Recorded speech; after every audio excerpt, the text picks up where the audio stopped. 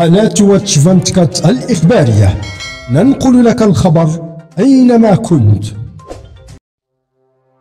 السفيرة الأمريكية في الجزائر: نتقاسم الرؤية الجزائرية في حل قضية الصحراء ونثني على توحيدها للفلسطينيين.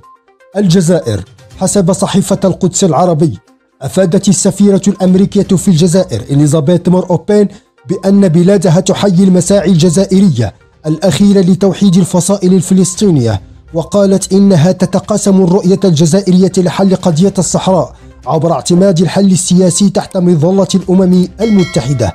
وأوضحت السفيرة أوبين في ندوة صحفية أنها تحيي الجزائر على سعيها وعملها على توحيد الفصائل من خلال إعلان الجزائر الموقع بين الفصائل الفلسطينية شهر تشرين الأول أكتوبر الماضي، مشيرة إلى الدور المحوري الذي تلعبه الجزائر في تحقيق الأمن والاستقرار بالمنطقة. وبخصوص قضية الصحراء، أكدت السفيرة مور أوبين أن الولايات المتحدة تقاسم الجزائر نفس الرؤية بدعمها للحل السياسي تحت مظلة الأمم المتحدة والمبعوث الشخصي لأمينها العام ستيفان دي مستورة، مع الإشارة إلى أن 47 سنة من الوضع الحالي هي مدة طويلة. وحول القمة العربية التي احتضنتها الجزائر مؤخرا، ثمنت السفيرة الأمريكية ما وصفته بالنجاح الكبير الذي عرفته هذه القمة، لافتة إلى أن بلادها قد شاركت لأول مرة كمراقب، حيث تسنى لها بالمناسبة عقد محادثات مع مختلف الأطراف العربية والمسؤولين الجزائريين.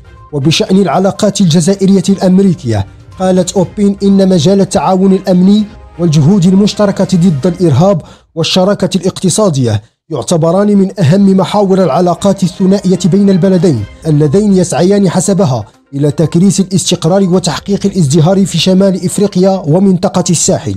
وقالت في هذا الصدد إن هناك حوارا استراتيجيا ومحادثات مباشرة بين الجزائر والولايات المتحدة فيما يخص أفريقيا ومنطقة الساحل، وشددت على أن البلدين معنيان بمحاربة آفة الإرهاب والتطرف بالمنطقة، حيث يعمل كلاهما على بذل الجهود للوصول إلى خلق استقرار اقتصادي حتى يتسنى للشعوب العيش في سلام والتخلص من ظاهرة التطرف.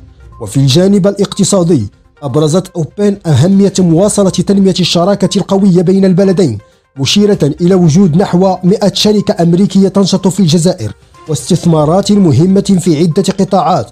وأكدت على أن القانون الجديد للاستثمار الذي سنته الجزائر يوفر كل الشروط التي تبحث عنها الشركات الأمريكية، بما في ذلك المناخ الاقتصادي الآمن والمستقر وإزالة العقبات التي تعرقل التصدير. كما تحدثت أوبن عن إمكانية أن يساهم مشروع الخط الجوي الرابط بين الجزائر العاصمة ونيويورك الذي يوجد حاليا محل محادثات بين الطرفين في تعزيز الروابط الاقتصادية بين البلدين.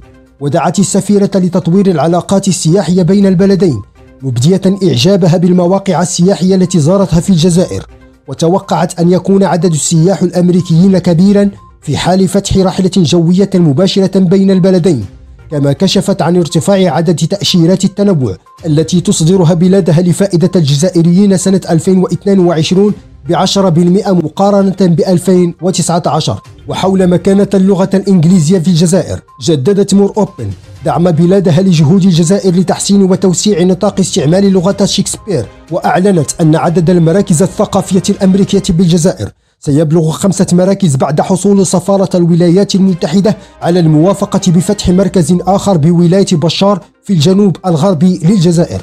وتقوم أوبين منذ قدومها للجزائر بنشاط دبلوماسي لافت، إذ التقت كبار المسؤولين في الدولة بدءا من الرئيس عبد المجيد تبون إلى رئيس أركان الجيش الفريق أول السعيد شنقريحة. وكانت السفيرة قبل أسابيع قد خاضت بحذر في المسألة المتعلقة بدعوة أعضاء في الكونغرس الأمريكي فرض عقوبات على الجزائر بسبب علاقاتها مع روسيا.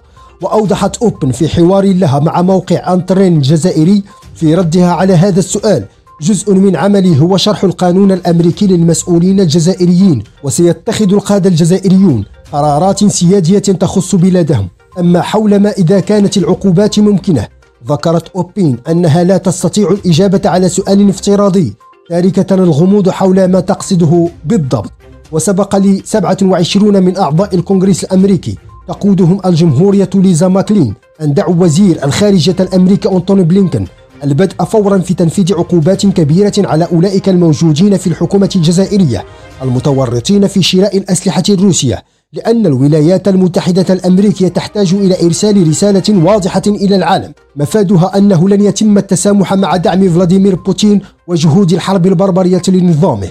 وبحسب السيناتور الجمهوري ماركو روبيو عن ولاية فلوريدا، طالب بشكل منفصل تطبيق عقوبات على الجزائر أيضا، فإن الجزائر من بين أكبر 4 مشترين لأسلحة روسية في جميع أنحاء العالم، وبلغت ذروتها بصفقة أسلحة بقيمة 7 مليارات دولار في عام 2021.